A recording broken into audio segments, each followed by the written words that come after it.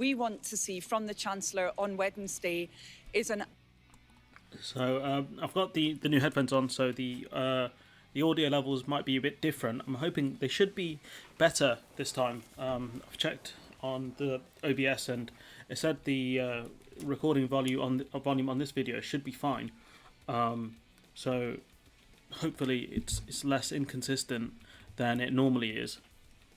And so basically in this video we're going to be talking about more Labour Party muddled up economics, and this interview is genuinely painful to watch, to the point where I'm going to leave the beat on, courtesy of MajinBlue. Thank you. Thanks, dude. I'm going to just leave it on in the background and just make sure it's quiet, because you need something to help you through this interview, and tea just won't cut it. So we're going to be doing that. And so, Anneliese Dodd's basically being put in what feels like an anaconda choke or something, because she just has no answer to any of these questions. And it's an embarrassing answer from, an embarrassing party, to be honest. Let's just watch this clip and then we'll go from there.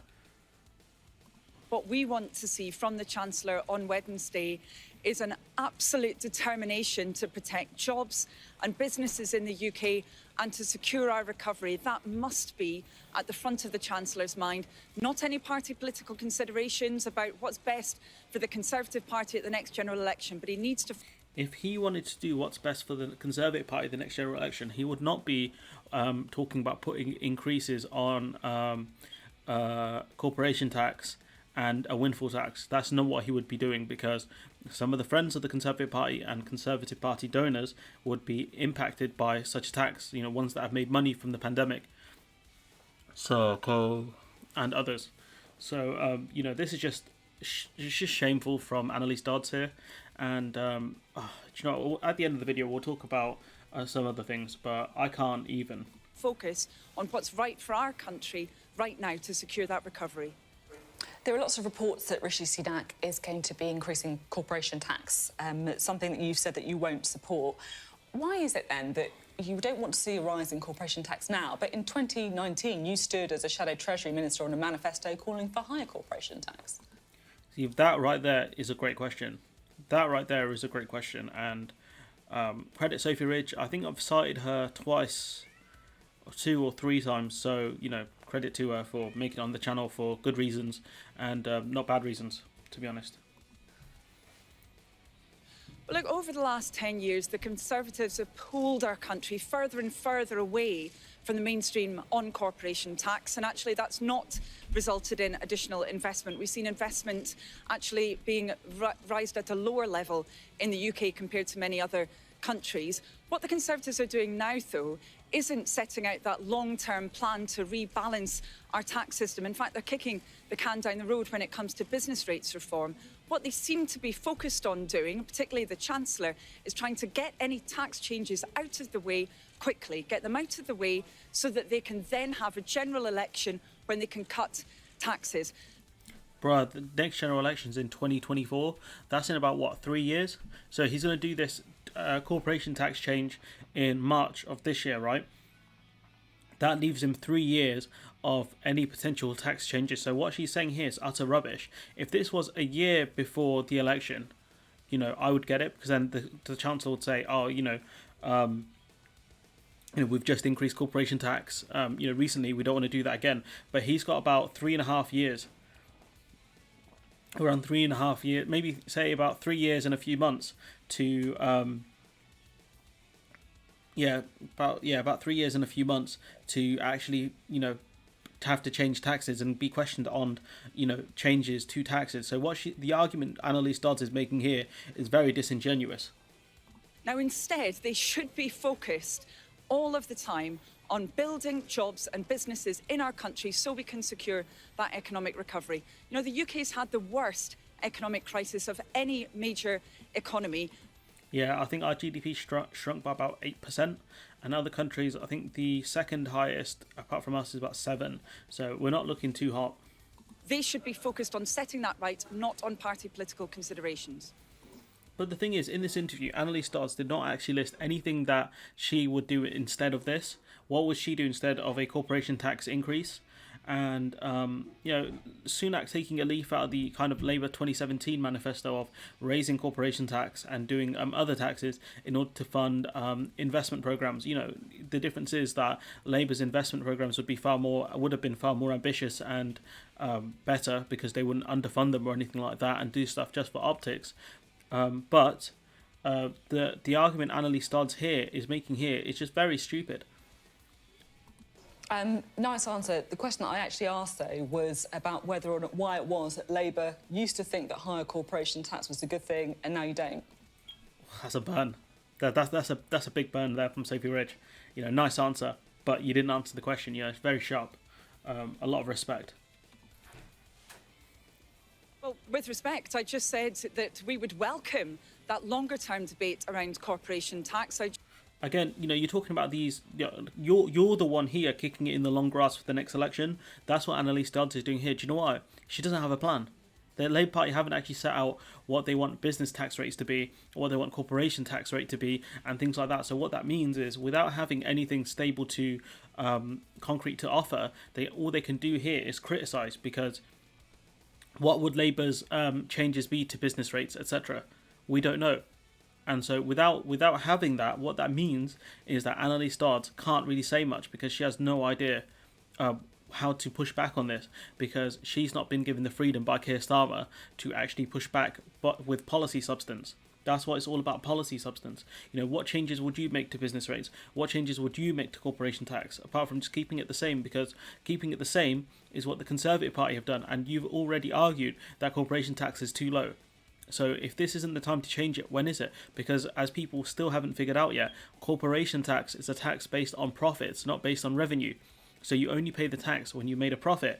And who do we know who've made a lot of profits? Certain companies, because of the pandemic, companies like Amazon have made more money. Companies like Tesco's and other supermarkets, etc.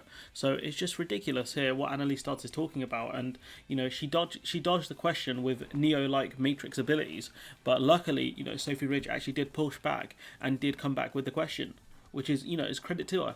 Just said that it has been concerning to see how the Conservative Party has pulled us away from the mainstream on corporation tax. But why are they focused on this now? Why are they focused on increasing council tax directly for...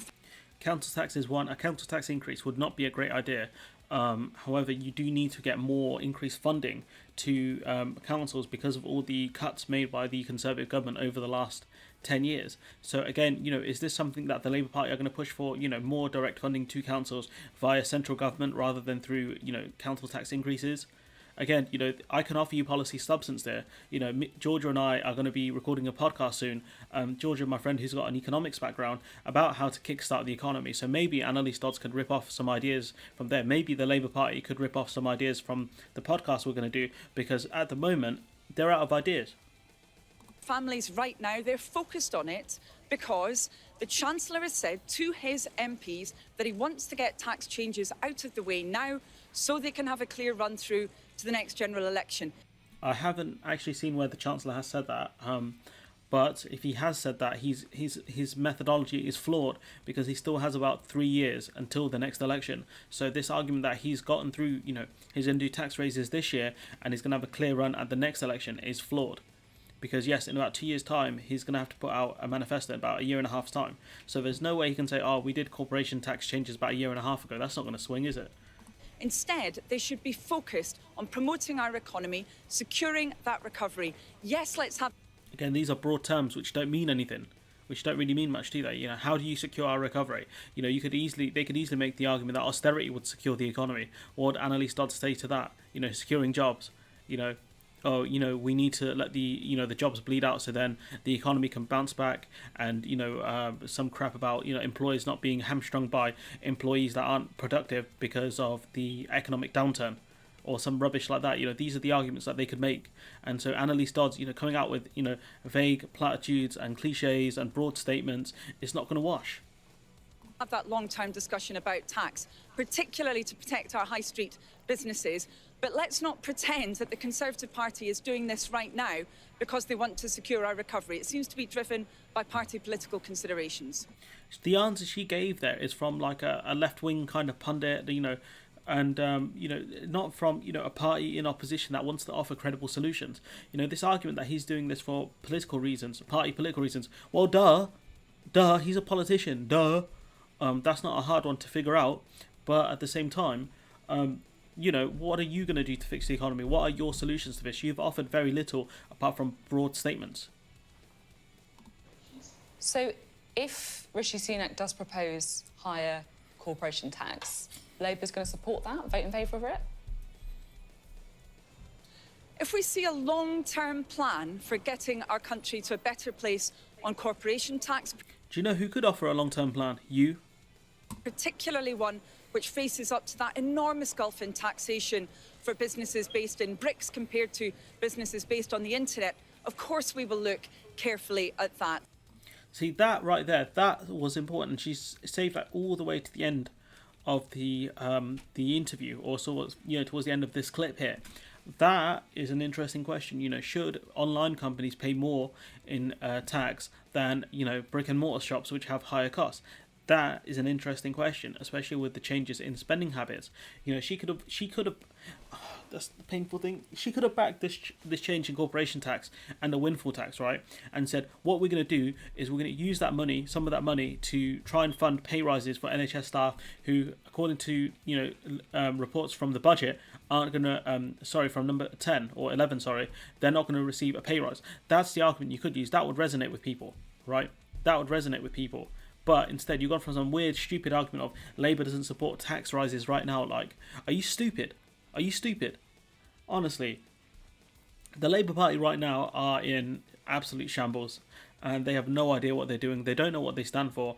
This is a party that will lose in 2024, even though we've had, I think it's over 130,000 deaths from COVID. This party will lose in its current state. Why? Because they don't stand for anything.